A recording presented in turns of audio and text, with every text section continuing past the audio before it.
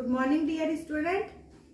बच्चों, हम लोग अब थर्ड टर्म की तैयारी करते हुए चलिए all of you take out your book, page number 94, chapter 18 विराम चिन्ह। पाठ 18 विराम चिन्ह। विराम चिन्ह।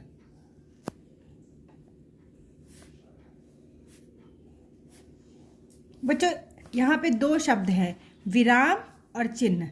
विराम का अर्थ होता है रुकना या ठहरना, चिन्ह का अर्थ होता है निशान।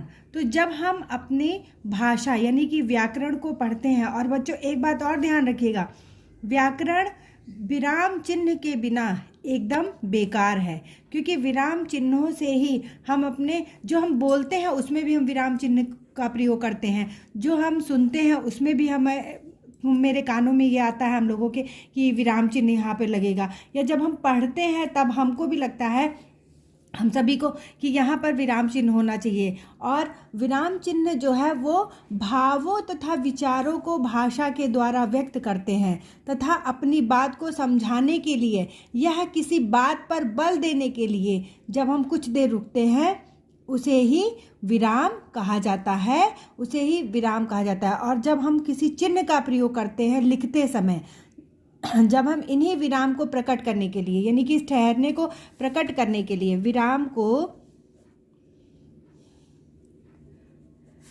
प्रकट करने के लिए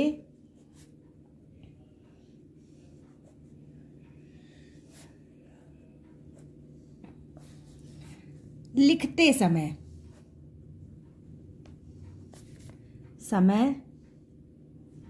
जिन चिन्हों का हम प्रयोग करते हैं, जिन चिन्हों का प्रयोग किया जाता है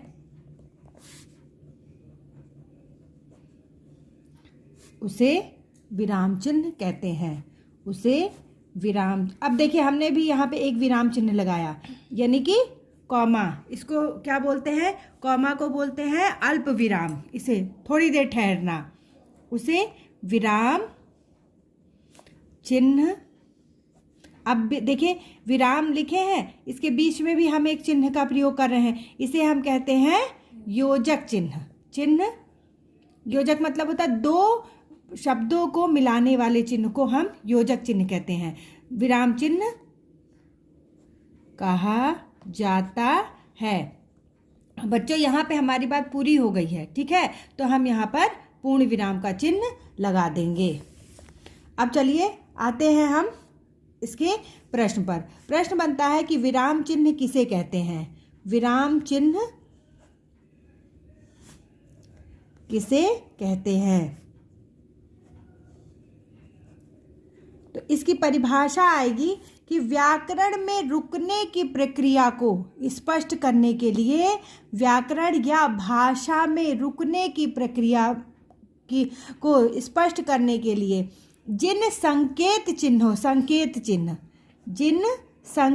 चिन्हों का हम सभी लोग प्रयोग करते हैं, संकेत चिन्ह कि अगर कहीं मान लीजिए हमको पूर्ण विराम लगाना है या विस्मयादि बोधक चिन्ह लगाना है या अल्प विराम लगाना है या योजक चिन्ह लगाना है या त्रुटि पद लगाना है, तो इन चिन्हों को हम संकेत चिन्ह कहते हैं, उन्हें हम विराम चिन्ह कहते हैं।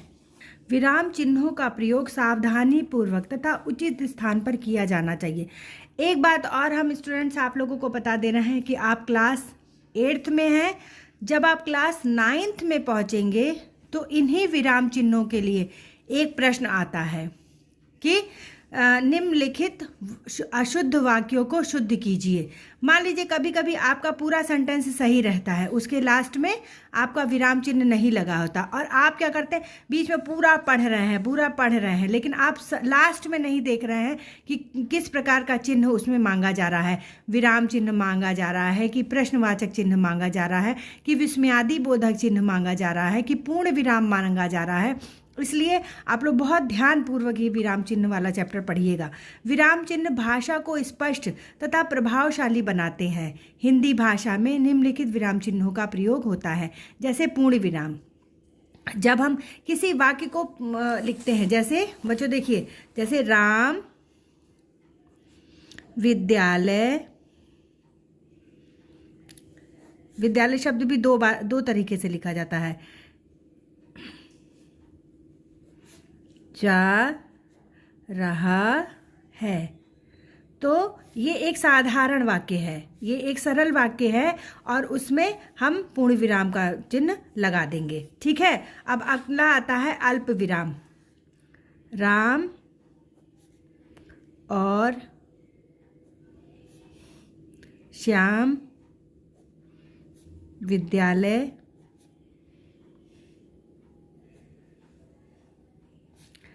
जा रहे हैं। अब यहाँ पर हम अर्धविराम का चिन्ह लगाएंगे क्योंकि हमको आगे एक वाक्य जोड़ना है। जा रहे हैं, उन्हें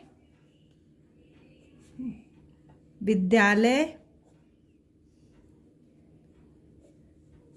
में शिक्षा ग्रहण करना है। अब यहाँ हम पूर्ण विराम का चिन्ह लगाते। तो आपका दूसरा आया अल्प विराम, तो ये अल्प विराम हो गया। अब आते हैं हम लोग अर्ध विराम पे। बच्चों, अर्ध विराम का जो प्रयोग है वह हम करते हैं कि जब हम किसी को कुछ बोलते हैं, जैसे कि यह चीज़ खाना बहुत ही नुकसानदायक है, फिर हम विराम चिन्ह अर्ध विराम चिन्ह का प्रयोग करते हैं कि इससे हमें बचना चाहिए। फिर आता है हमारा प्रश्नवाचक चिन्ह। प्रश्नवाचक अर्ध विराम इस तरह से लगाते हैं और फिर आता है हमारा प्रश्नवाचक चिन्ह।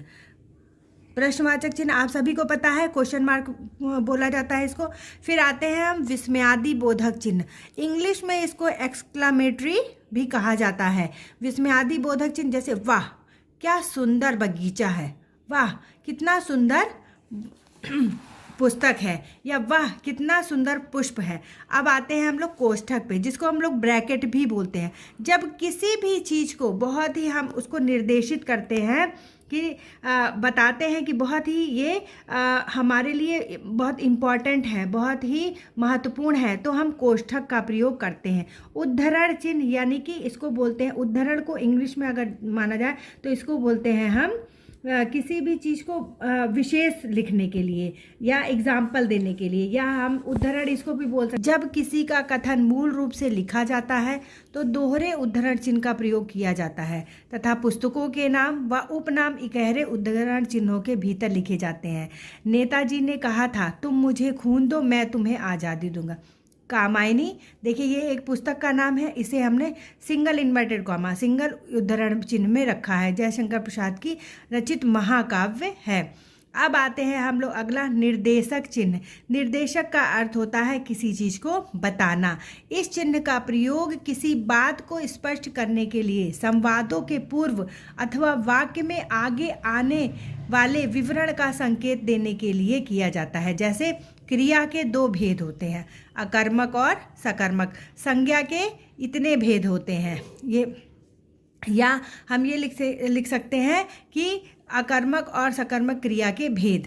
योजक चिन्ह समानाधिकरण पदों तथा समास को मिलाने के लिए जिन चिन्हों का प्रयोग करते हैं उसे हम योजक चिन्ह कहते हैं। जैसे सूर सा वात्सल्य वर्णन किसी और कवि ने नहीं किया।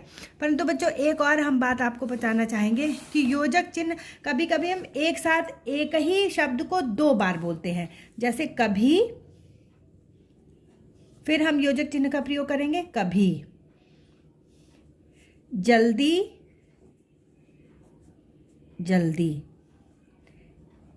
इन सब शब्दों में भी हम योजक चिन्ह का प्रयोग करते हैं।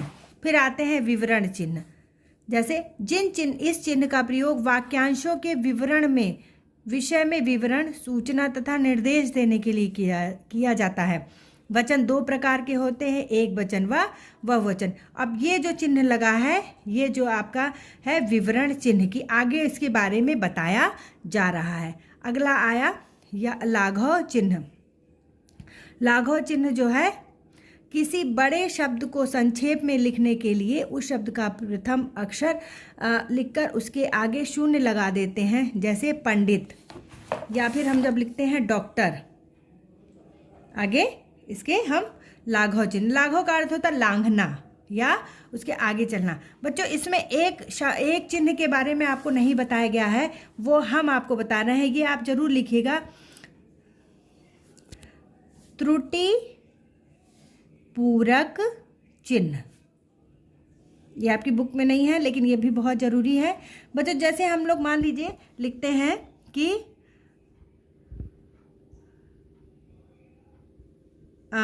जैसे हम लोगों ने लिखा कि राम लक्ष्मण, अब हम और लिखना भी भूल गए, ठीक है, और हमने लिख दिया सीता वन को गए। ठीक, अब ये पूरा वाक्य हमने लिख लिया, राम लक्ष्मण। अब और शब्द हम भूल गए तो यहाँ हम ये त्रुटि पूरक चिन्ह लगाएंगे, ये वाला चिन्ह, और यहाँ ऊपर हम और शब्द लिख देंगे। तो ये हमारा वाक्य कंप्लीट हो जाएगा और हमारा चिन्ह भी लग गया और हमारा वाक्य भी अधूरा नहीं है। इसको बोलते हैं त्रुटि पूरक चिन्ह। ये आप अपनी कॉपी में ज़रूर लिखिएगा। अब आपको क्या करना है कि हमने सीखा ये शब्द आपको पूरी तरीके से पढ़ना है बच्चों। चिन्हों का बहुत ज़्यादा ध्यान आपको रखना चाहिए। सबसे पहले आप इस चैप्टर को लिखने से पहले एक काम करेंगे कि आप ये लिखेंगे कि विराम चिन्हों का प्रयोग सावधानी पूर्वक तथा उचित स्थान पर किया जाता है। विराम चिन्ह भाषा को स्पष्ट तथा प्रभावशाली बनाते हैं। हिंदी भाषा में निम्नलिखित विराम चिन्हों का प्रयोग होता है, जैसे अब ये पूरा आपको चार्ट बनाना है और 12 नंबर पे आप लिखेंगे त्रुटि पूरक चिन्ह, और फिर आप लोग ये वाला निशान लगा देंगे, ये आप लगा देंगे। इसको हंस पद भी बोलते हैं, इस चिन्ह को हंस पद भी बोलते हैं क्योंकि ये ऊपर की तरफ जा रहा है, इसको आप हंस पद भी बोल सकते हैं। चलिए बच्चों, आप लोग एंजॉय करिए ये।